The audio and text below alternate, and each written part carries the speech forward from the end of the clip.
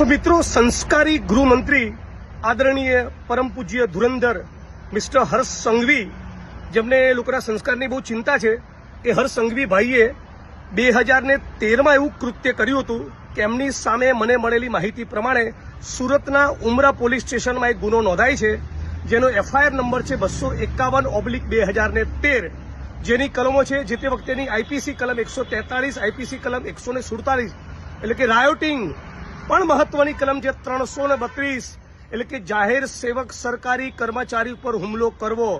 જી હા, ગુજરાતના નાયબ મુખ્યમંત્રી હોમ મિનિસ્ટર હર્ષ સંઘવી ઉપર 2013માં સુરતના ઉમરા પોલીસ સ્ટેશનમાં એફઆઈઆર નંબર 251/2013 દરમિયાન આ કલમ 332 હેઠળ એક સરકારી કર્મચારી પર હુમલો કરવાનો ગુનો નોંધાયેલો.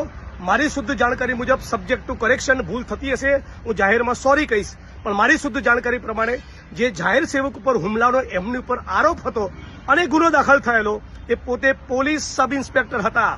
ગુજરાતમાં ભારતીય જનતા પાર્ટીના માણસો જે પોલીસના મિત્રોને મારી સામે ઉશ્કેરી રહ્યા છે, એ લોકો જાણે કે હર્ષ સંઘવી કેટલા સંસ્કારી છે, એમના સંસ્કાર કેટલા ઉજળા છે કે જાહેર સેવક પોલીસ કર્મીની ઉપર હુમલો કરવાનો આઈપીસીની કલમ 332 મુજબ એમની સામે ઉમરા પોલીસ સ્ટેશનમાં જે તે વખતે ગુનો દાખલ થયેલો.